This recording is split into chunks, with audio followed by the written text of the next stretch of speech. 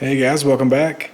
So, one big section of our Southeast Asia trip was dedicated to a 5 night cruise on Royal Caribbean's Spectrum of the Seas. This included 3 stops and 1 day at sea out of Singapore. This was towards the end of our trip, but I wanted to kind of look at the entire cruise all together. So, our first stop was in Kuala Lumpur, Malaysia. And I included the pictures of the Thin Hau Temple at the first because that was probably one of the most beautiful temples that we saw there. If you've been to Kuala Lumpur or stopped there, the actual port is Port Klang. It's probably an hour and a half to hour and 45 minutes drive to Kuala Lumpur. So if you're going to do anything, you're going to have to make that drive. So we made that drive. We checked out a couple of temples. Of course, if you're going to Kuala Lumpur, you have to see the Twin Towers, the Petronas Towers. It's an iconic symbol anywhere in Malaysia.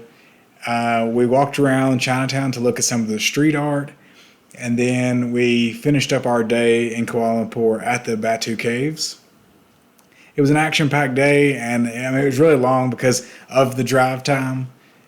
There's not a lot near the port itself, so you're pretty much either going to stay on the ship or you're going to make sure you just set the whole day aside so that you can really get the most out of Kuala Lumpur.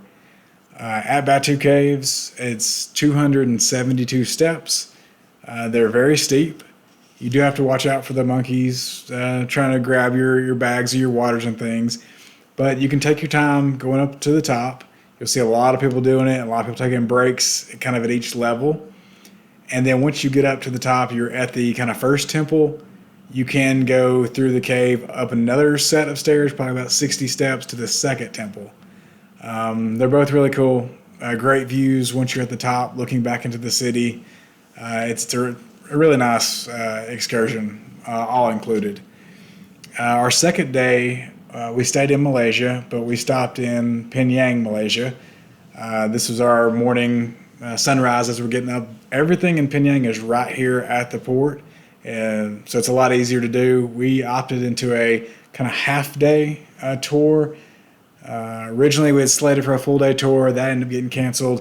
We didn't want to do 3 full days in a row, so we kind of did a half-day. And we checked out a couple more temples. Again, really beautiful. It was really nice. We got to go do some local shopping, go to a local museum, have a nice lunch, and then we made our way back to the ship to kind of relax and rest before our final stop, which was Phuket, Thailand. This is another really long day. We booked a full day excursion, and we wanted to be ready for it. So again, we got up early. We booked this traditional long-tail boat ride through Phang Nga Bay. It's a little far from Patong Beach, which is where the cruise ship port is. So we had to ride in a bus to get to where we could enter Phang Nga Bay. And then we took the boat ride all the way to James Bond Island. And that's the most iconic, but all of the limestone sea stacks are just incredible. It's very beautiful. You could have gotten off at James Bond Island just to take the picture. We opted not to do that. Our tour in particular just kind of circled the island, and then we went to the famous floating village for lunch. So it's a village out in the middle of the bay. It's built on stilts. We had an amazing lunch and got to do some more souvenir shopping. And then we made our way back to the boat. So we got to travel on the water another probably 45 minutes, just taking in the beautiful scenery, and then the boat ride back through Phuket all the way to Patong Beach. So it was a really nice day. We'll definitely be back to Thailand. So I hope you enjoyed this. Please like and subscribe.